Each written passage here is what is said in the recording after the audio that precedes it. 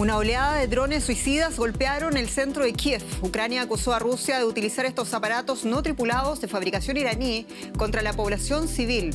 Vamos en breve a desarrollar este tema. Soy Jenny Pérez aquí en Berlín. Destacamos. Escenas de pánico se vivieron temprano este lunes en Kiev. 5 drones impactaron por primera vez en el centro de la capital ucraniana, dejando al menos 4 muertos. Ucrania acusa a Rusia de terrorismo contra civiles. Brasil hace balance del primer debate presidencial del balotaje. A Jair Bolsonaro y a Luis Ignacio Lula da Silva se les dio con mejor trato, que sin embargo no evitó las descalificaciones mutuas. Las grandes ausentes de la jornada, las propuestas de gobierno. Y todo un presupuesto a la basura. El cuarto ministro de Finanzas de Reino Unido en 4 meses ha hecho añicos los planes anteriores de recortes de impuestos y préstamos en un intento por recuperar la confianza del mercado.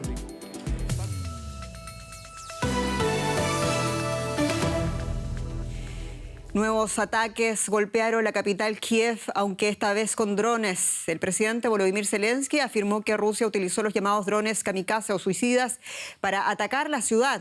El alcalde de Kiev urgía a la población a refugiarse y reportaba daños en edificios residenciales.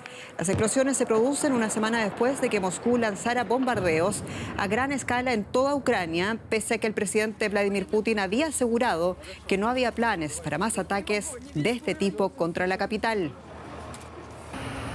Una soleada mañana de otoño en Kiev, sacudida por nuevos ataques mortales rusos.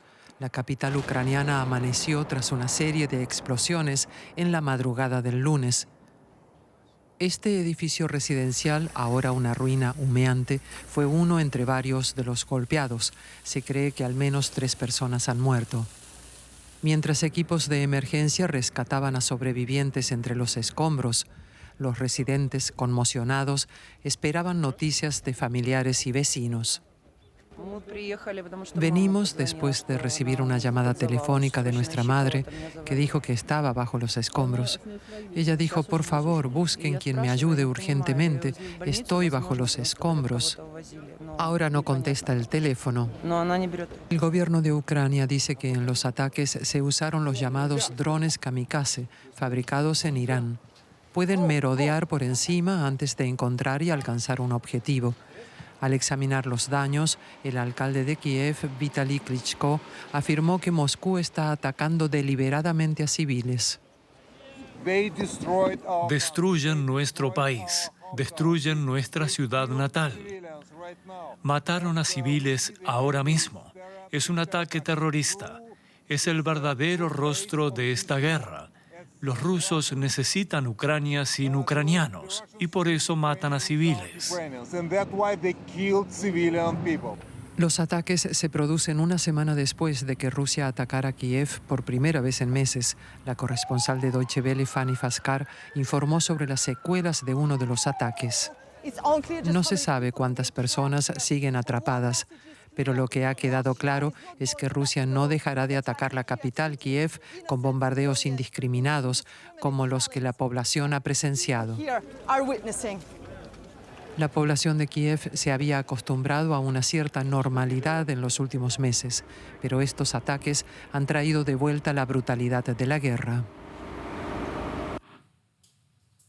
A todo esto, la Unión Europea ha anunciado sanciones a las fuerzas de seguridad de Irán por la muerte de Jina Mahsa Amini, de 22 años, el mes pasado, y la represión de las posteriores protestas antigubernamentales. Los ministros de Relaciones Exteriores de la Unión Europea acordaron atacar a la llamada policía moral de Irán, en cuyas manos murió Amini, así como también a un ministro del gabinete que supervisa los bloqueos de Internet. Los funcionarios nombrados estarán sujetos entonces a prohibiciones de visas de la Unión Europea y a la congelación de sus activos. La Unión Europea envía un mensaje contundente a Irán. Apoya a los manifestantes y amenaza con más sanciones por la represión en la República Islámica. Hoy dejamos claro que condenamos a aquellos que utilizan la fuerza bruta contra la ciudadanía, contra las mujeres, contra los hombres, contra los adolescentes, solo porque quieren vivir su vida como nosotros, en libertad y en paz. Desde hace más de un mes, las autoridades iraníes tratan sin éxito de contener las protestas desencadenadas por la muerte de la joven Mahsa Amini, tras ser arrestada por la llamada policía moral. El descontento se transformó pronto en protestas antigubernamentales. Los activistas hablan ya de 200 muertos. Tras anunciar nuevas sanciones, el jefe de la diplomacia europea exhortó a Irán a poner fin a la violencia y añadió que si es necesario, el bloque irá más lejos. El Consejo adoptó medidas restrictivas contra 11 individuos y 4 entidades vinculadas con la muerte de Mahsa Amini y a la represión de manifestantes pacíficos.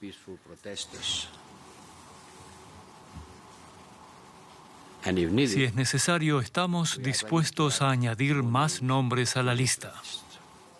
Irán dijo que responderá inmediatamente a estas nuevas sanciones. Este comportamiento precipitado y tendencioso es inaceptable. Es una intromisión en nuestros asuntos internos. No lo aceptaremos.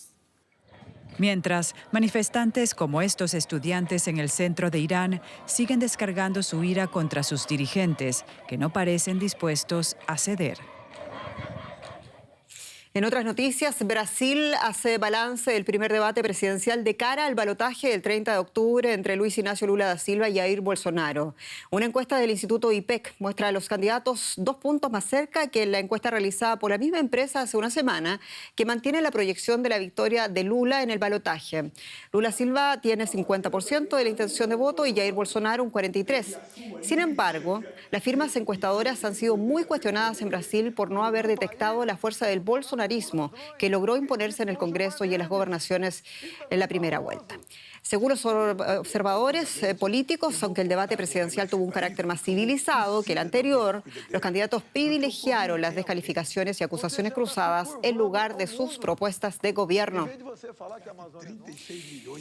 Y día de balance post-debate, ampliamos desde Brasilia con el periodista Marcelo Silva de Sousa con los detalles. Marcelo, un saludo. Y más allá de lo que dicen o no las encuestas, ¿qué reacciones generaron allá en Brasil el tono y también la falta de propuestas? Decíamos, propuestas políticas de este último debate. Buenas noches, Jenny. Bueno, sensación de empate, la que alcanzó a las campañas de ambos candidatos y también a la población. No hubo una percepción unánime de que o Lula o Bolsonaro se salieron mejor de este debate, que era esperado con muchísima atención y con un clima de máxima atención, porque la campaña ha agudizado sus ataques de ambos lados en la recta final hacia el balotaje del 30 de octubre. Un Lula que se salió mejor en la primera parte del debate, sin dudas, cuestionando a Bolsonaro la gestión de la pandemia, a quien acusó de ser negligente y de haber conducido al país a las más de 680.000 muertes. Bolsonaro, que levantó en la parte final del debate, castigando a Lula por los escándalos de corrupción durante la gestión del PT, ante un Lula que volvió a mostrar fallas o la falta de una respuesta sólida para responder a estas acusaciones. Un debate que tuvo golpes bajos también y que ambas campañas reconocieron que tuvieron puntos altos y puntos bajos, pero la conclusión general, también compartida por los brasileños, es que no modificó demasiado el juego hacia el 30 de octubre. Marcelo, ¿cómo continúa ahora mismo la campaña electoral que sabemos seguía con ímpetu este mismo lunes? Sí, el presidente Jair Bolsonaro aquí en la capital recibió a un grupo de artistas sertanejos, un ritmo vinculado al agronegocio, mientras Lula tuvo actividades de campaña en Sao Paulo, se recibió con líderes religiosos, un electorado que especialmente le interesa al PT, donde Bolsonaro lidera entre los electores evangélicos y es una ventaja que quiere recortar Lula para garantizar su elección el 30 de octubre. Una campaña que está muy enfocada en la región sudeste, ambos candidatos van a tener varias actividades esta semana, porque allí se concentra el 40% del electorado brasileño y una campaña que busca en cada uno de los dos sectores recortar, o mejor dicho, ampliar su capacidad de votos donde le fue peor. En el caso de Lula, entre los electores evangélicos, como bien decía, y en el caso de Bolsonaro, entre las mujeres y el electorado más pobre. Una campaña, Jenny, que te cuento por último, también tiene un lado diferente, más agresivo todavía en las redes sociales, porque han sido vehiculadas los últimos días mucha desinformación, tanto de la campaña de Bolsonaro como de la campaña de Lula. Ambas campañas entienden que el camino al balotaje es una batalla de rechazo, con lo cual quien tenga menos rechazo el 30 de octubre va a ganar la elección, y por eso se están lanzando ataques de todo tipo, golpes muy bajos, con la idea de despertar emociones en los electores y damnificar a su oponente. Marcelo Silva de Sousa, muchas gracias por estas informaciones allá en Brasilia. Y a todo esto, las autoridades de Brasil rechazaron este lunes por el momento la hipótesis de un atentado contra el candidato bolsonarista al gobierno de Sao Paulo, Tarcísio Gomes de Freitas, quien aseguró haber sido ileso, o salido ileso, quiero decir, de un tiroteo durante su visita a la favela de Paraisópolis. El presidente Jair Bolsonaro reaccionaba rápidamente desde el Palacio de la Alvorada en Brasilia y no quiso entrar en acusaciones. El candidato Gomes de Freitas se disponía a inaugurar un centro de estudios en esta favela a las afueras de Sao Paulo cuando se produjo un tiroteo en el que ninguno de los integrantes de su comitiva resultó herido. La policía investiga si se trató de un atentado o de un hecho sin relación con las elecciones. En otras noticias, la jefa del Comando Sur de los Estados Unidos, la general Laura Richardson, llegó este lunes a Panamá para una reunión bilateral sobre la seguridad. En su segunda visita al país desde junio pasado, la alta oficial del Pentágono participa en el llamado diálogo de seguridad de alto nivel entre el país anfitrión y los Estados Unidos. Panamá, puerta de entrada a Centroamérica desde el sur para la migración irregular, registra picos históricos de personas en tránsito hacia los Estados Unidos. La gran mayoría son venezolanos que cruzan la peligrosa jungla del Darién, la frontera con Colombia. La llegada de Richardson se produce además después de la entrada en vigor de una nueva ley estadounidense que expulsa a los venezolanos que ingresen por la frontera terrestre con México o sin visado desde Panamá. El embajador de Estados Unidos en México, Ken Salazar, pidió este lunes a los migrantes venezolanos que quieran llegar a los Estados Unidos que lo hagan por la vía legal. Alegó que su país tiene un programa de visados para los venezolanos que quieran trabajar en suelo estadounidense y que aquellos que no lo hagan por la vía legal serán entonces devueltos en la frontera con México. Venezolanos que llegan a la frontera de los Estados Unidos y México no pueden entrar, no van a poder entrar. Se van a regresar. Entonces el mensaje grande que queremos dar es que primeramente no deberían migrantes llegar a estos corredores que son organizados por los delincuentes, por los criminales. Según un estudio elaborado por la organización humanitaria Oxfam International, los gobiernos de todo el mundo propiciaron una explosión de desigualdad con políticas de gasto impuestos durante los 2 primeros años de la pandemia de COVID-19.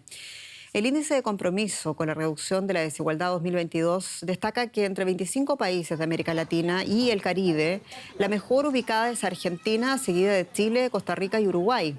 Pese a ello, casi la mitad de los países estudiados recortaron su gasto en protección social y el 70% rebajaron el presupuesto destinado a la educación.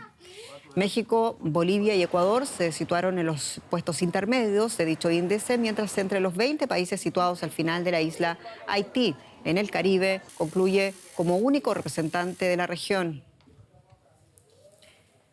Mucho más ha pasado este día en el mundo, lo revisamos en el siguiente resumen de noticias. La periodista rusa Marina Ovsyannikova, conocida por su protesta contra la guerra en Ucrania durante un programa de televisión en vivo, ha abandonado Rusia. Ovsyannikova estuvo bajo arresto domiciliario a espera de juicio. Según su abogado, se vio obligada a abandonar el país y ahora se encuentra bajo la protección de un país europeo. En el sur de Rusia, un avión de combate ruso se estrelló contra un edificio de viviendas. En el incendio, que se extendió a varios pisos del inmueble, murieron al menos 2 personas. Según el ministro de Defensa, el accidente ocurrió durante un ejercicio por un incendio en el motor del avión. El Parlamento sueco ha confirmado al líder del partido moderado, Ulf Kristersson, como primer ministro. Encabezará una coalición minoritaria de 3 partidos con los demócratas cristianos y los liberales. Pero el bloque contará con el apoyo de demócratas de Suecia, de extrema derecha, que emergieron como el segundo partido más grande en las últimas elecciones. Y en medio de todo esto, Alemania ha decidido prolongar la vida de sus 3 últimas centrales nucleares hasta abril del próximo año. El canciller alemán Olaf Scholz pedía a los ministerios de Economía, de Medio Ambiente y de Finanzas que creen la base legal para la prórroga. Alemania tenía previsto abandonar la energía nuclear a finales de 2022. Sin embargo, la guerra en Ucrania y el consecuente colapso de recursos energéticos han llevado al gobierno a reconsiderar este plan. Y como si fuera poco, Reino Unido, quiero decir, detalles con mi colega Belén Palancar. Bienvenida. Gracias, Jenny. Pues sí, terremoto político y económico aquí en el Reino Unido. Y es que el nuevo ministro británico de Economía, Jeremy Hunt, ha anunciado la marcha atrás de las rebajas fiscales planteadas por su antecesor. Se trata de un intento del gobierno de Liz Truss por asegurar la sostenibilidad de las finanzas públicas y por dotar de tranquilidad a los mercados. Pero ante todo, la primera ministra busca su supervivencia política tras las turbulencias de las últimas semanas.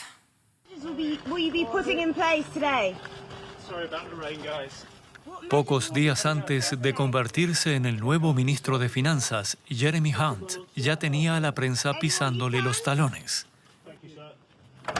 No tardó en ser portada cuando anunció que daría marcha atrás a las rebajas de impuestos fiscales planteadas por su antecesor Kwasi Kwarteng.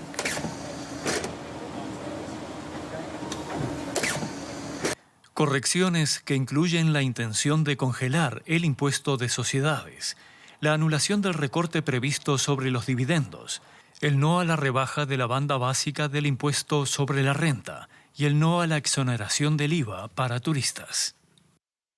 Hunt advirtió al gobierno de que el recorte del gasto y las ayudas para los hogares para paliar las subidas de las facturas energéticas serán revisadas en abril de 2023.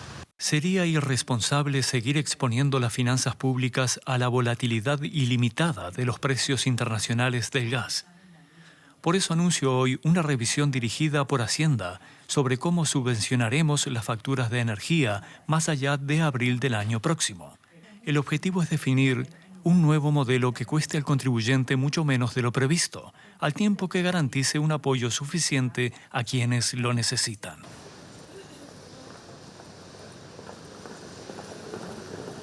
Estoy preocupada por mi futuro y el de mis hijos. Estoy preocupada por el Servicio Nacional de Salud y la estructura de este país. Siento que estamos retrocediendo. Vamos a convertirnos en un país del tercer mundo. Según los analistas, la decisión del recién nombrado Hunt ya tiene efectos positivos.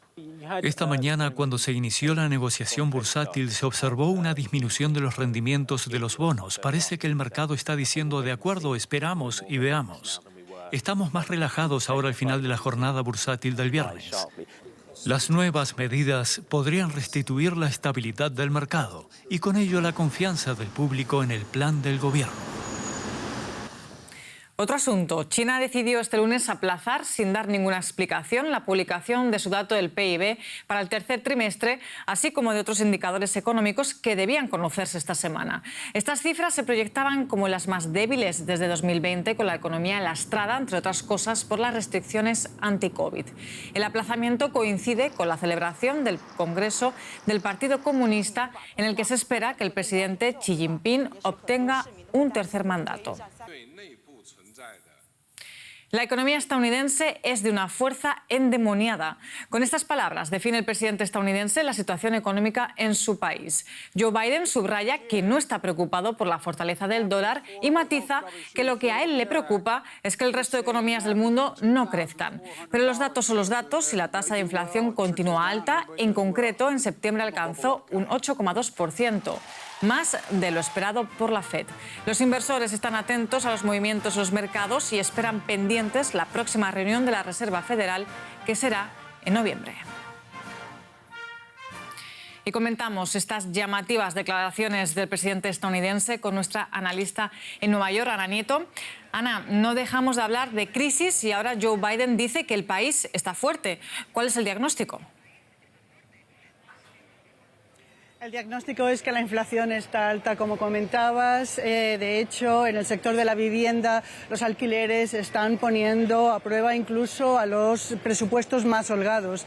Y en la cuestión de los alimentos, la verdad es que hay muchas familias que están contra las cuerdas. Pero lo cierto es que Biden está en campaña, tiene elecciones el 8 de noviembre de medio término para poder mantener, y tiene que mantener la pequeña mayoría que tiene en el Congreso.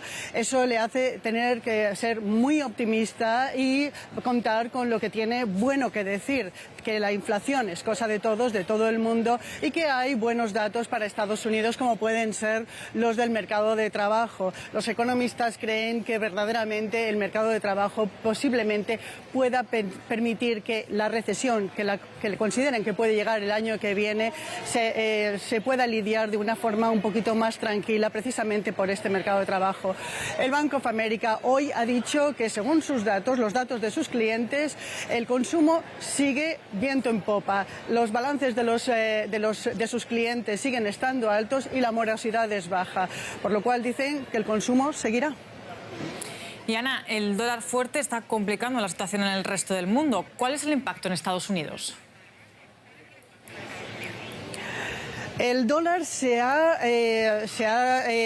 está mucho más alto que otras monedas, más o menos en un 15%, desde que empezó a subir los tipos de interés. La secretaria del Tesoro, Janet Yellen, dice que entiende que va a haber consecuencias en el resto del mundo, pero que Estados Unidos tiene que subir los tipos de interés para controlar la inflación.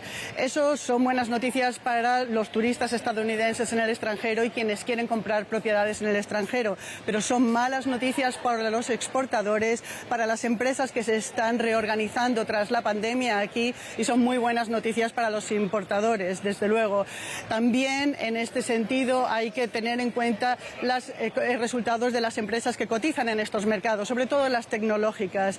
Entre el 55 y el 60% de los ingresos de las empresas de tecnología vienen de fuera de Estados Unidos. Eso significa que cuando vayan a consolidar sus cuentas aquí, el valor de lo ganado será muchísimo menor. Gracias, Ana Nieto, desde la Bolsa de Nueva York. Y vamos ahora con un vistazo breve a otras noticias económicas del día. Apple ha suspendido sus planes de usar chips de memoria de una empresa china con participación del Estado. La decisión llega después de que Washington impusiera controles más estrictos a las empresas tecnológicas chinas. Apple tenía previsto empezar a utilizar este año la tecnología de Yangtze Memory Technologies.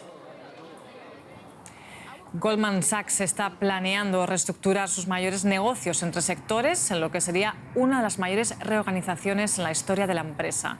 Una de las medidas estratégicas combinaría los negocios de banca de inversión y operaciones bursátiles en un solo departamento. Los pilotos de Eurowings, la filial de bajo costo de Lufthansa, convocaron a una huelga de 3 días. Exigen mejores condiciones laborales y una reducción de las horas de vuelo. La empresa calificó las demandas de excesivas, mientras lucha para satisfacer la demanda de pasajes. Ya se han cancelado más de 100 vuelos, la mayoría nacionales, por falta de personal.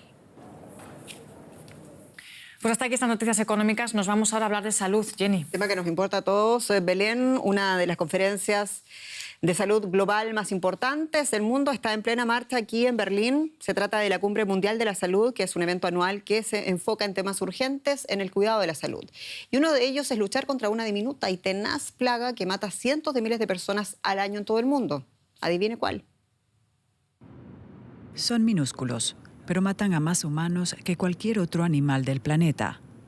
Se estima que alrededor de 1 millón de personas mueren cada año a causa de los virus transmitidos por los mosquitos.